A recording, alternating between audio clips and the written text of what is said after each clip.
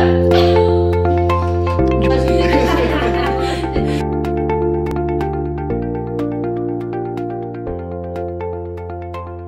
est 4 dans le foyer, donc il y a Amy, Elsa, Vincent, mon compagnon, et moi-même. Alors moi c'est Geoffrey. Et moi Claire du coup. Et 2,5 avec l'arrivée de Sonny.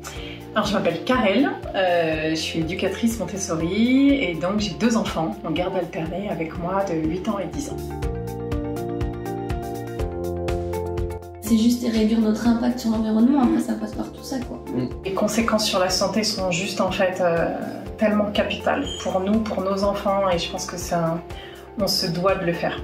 Je veux juste pas faire une grosse relou qui veut révolutionner la planète. Non, je pense que chacun à notre petit niveau, on peut faire des choses.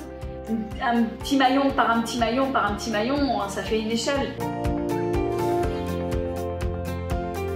En vrai, on s'est rendu compte que ça faisait beaucoup. J'avais du mal à me rendre compte de ce que ça pouvait représenter. Mais c'est surtout, je me souviens, pendant le défi, on nous a demandé une fois de prendre nos courses en photo. J'étale tout sur la table. Et puis au moment de ranger, j'enlève les cartons comme d'habitude, mais comme je le faisais un par un, je me rendais pas compte. Et là, j'enlève tous les emballages et je me retrouve avec ça et je me dis waouh. Là, ça m'a vraiment fait un coup. Je me suis dit waouh, juste pour transporter du magasin à chez moi, on n'est même pas encore de chez moi à l'assiette. En volume, ça faisait quand même beaucoup, on trouvait. Et après, quand on a regardé un petit peu la moyenne, on s'est dit on n'est pas trop mal finalement. Ça a rajouté plein de déchets. Elle nous rajoute des déchets. Non, bah, les sacs des croquettes quoi. Elle fait du zéro déchet. Quand on la peigne, tout ce qu'on récupère, ça part soit en compost, soit pour les oiseaux, ouais. L'objectif c'était de réduire les déchets dans la salle de bain. On s'est acheté des shampoings solides, des savons solides. Ouais, moi toi c'était pas trop pour au début, mais... On a toujours du plastique dans la salle de bain, mais on en a moins. Il faut aussi de réduire nos achats dans les supermarchés. Donc, on a accentué nos achats dans le vrac par exemple, ou sur les marchés. Le marché d'Annemasse qui est pas très loin, où on trouve beaucoup de choses. Préparer le plus à manger possible. Le compost et le vrac. Me dire de trouver des goûters qui n'étaient pas chacun emballés individuellement. Et ça, je me suis dit, mais quel casse-tête! Puis on est aussi abonné à quelque chose qui s'appelle Poiscaille. C'est de la livraison de poissons frais qui se fait dans un point relais juste à côté. C'est un magasin de vrac, donc du coup on en profite également. On arrive à centraliser un petit peu tous nos achats et pas faire des allers-retours un peu partout. Alors c'est pas zéro déchet, mais par contre, ça met en avant les petits producteurs français, la pêche raisonnée. Et en fait, de pas en pas comme ça, ça a amené à changer beaucoup de choses. En fait, c'est des habitudes qu'on n'avait pas, puis qu'on comprend, mais après ça devient automatique en fait. Mi-octobre, j'ai appris qu'il y avait un compost partagé à Machy. On a commencé à faire le compost en octobre. Fabriquer des mouchoirs et des essuie-tout en tissu. Oui, alors ça, j'ai fait le mouchoir. Et par contre, le sopalin, on a des serviettes en tissu.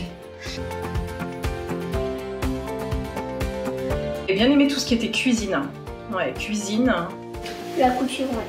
Ah, c'était sympa ça. J'ai pas le sac, mais j'ai la charlotte là. On avait fait des petits sacs à vrac et puis des petits couvre-bols, donc super pratique. T'en as même refait derrière toi? Ouais, j'en avais refait après, ouais. Retiens, c'était le compostage. J'avais besoin d'aller plus loin dans le compostage et puis on a réussi à nous apporter tout ça. Le composteur, on l'a depuis le début. C'est quelque chose qui, à mon avis, réduit énormément les déchets.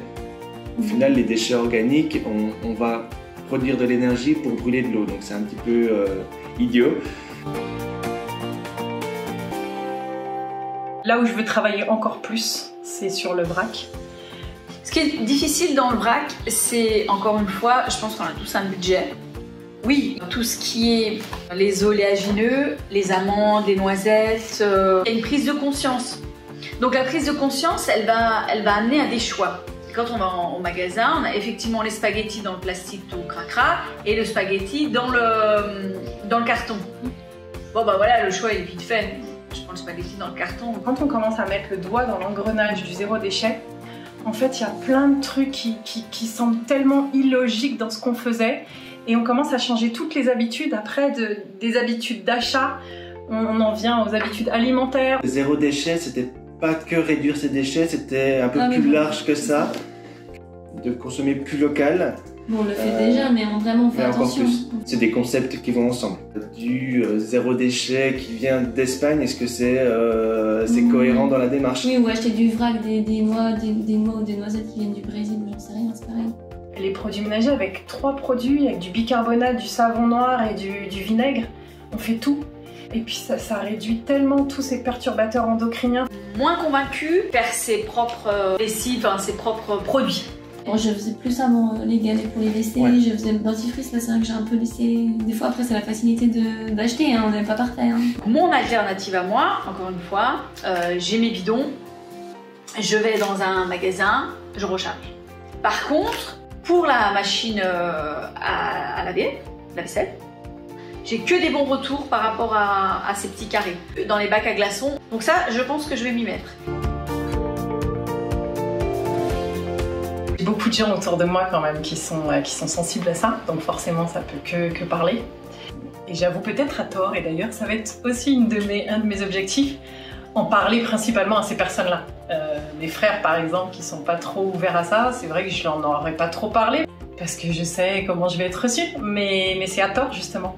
Mon parrain, typiquement, ouais. Tu me fatigues sur Facebook, tu mets que des trucs comme ça. Il me dit, tu peux pas me parler de choses gays?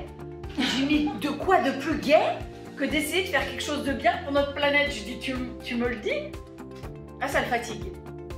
Alors moi, ma famille est peut-être plus sensible à la cause environnementale. Ils n'ont pas cette même sensibilité que nous on peut avoir. Non, mais moi, il faut attention maintenant, les fraises, on l'a dit, ah, c'est un peu tôt, et bah oui, je sais. Mais avant, elle y faisait pas attention, Ouais. elle achetait peut-être des courgettes en plein hiver. En nous voyant faire, je pense qu'ils adoptent aussi des petits gestes Oui. qu'ils adoptaient pas avant. Si, ouais, ça va. Ah, bah, quoi? Vas-y. Bah non, mais de se lancer, c'est très simple en fait. Il suffit de au supermarché, ben je prends plus mes sacs en plastique pour prendre mes légumes, je prends des sacs en tissu. Et ça, tout le monde peut le faire, quoi. Ça réduit. Si tout le monde arrête de prendre des sacs en plastique, ben. Et de toute façon, on sera jamais zéro déchet totalement. C'est des petites habitudes qu'il faut changer, des petites habitudes faciles comme les sacs. Ça c'est fait. Après, tu le fais de manière naturelle. T'as oublié comment tu faisais avant, en fait. Ça peut faire peur aux gens en fait quand on parle de réduction des déchets. Moi j'avais plusieurs problématiques. Il y avait le budget puisque je suis maman célibataire. 2, le côté pratique, je pouvais pas me permettre de faire des courses à différents endroits. Donc je pense qu'il faut commencer par un domaine pour pas que ça soit une tâche qui décourage d'avance. Est-ce que tu as envie? En fait, le temps, tu t'en fous. Je dis la vraie question, la première question, la seule, l'unique à te poser, c'est est-ce que tu as envie? Le temps, tu le trouves. De quelque façon que ce soit, tu le trouves. J'ai 2 enfants. Après, je veux pas me culpabiliser et je pense que c'est super important de dire aux gens que bah, voilà, de temps en temps ça arrive, j'ai plus de farine en vrac, et ben oui, ok, je vais acheter un paquet. Une fois que c'est fait, après des fois ça arrivera, on les a pas pris, on en prend un, mais on se dit ah merde, j'ai oublié mes sacs. Donc, Petit à petit, la machine se met en marche et c'est même plus un effort, c'est juste en fait, c'est normal, on se le doit pour nous, pour nos enfants, et puis en fait ça paraît tellement logique et sain que voilà.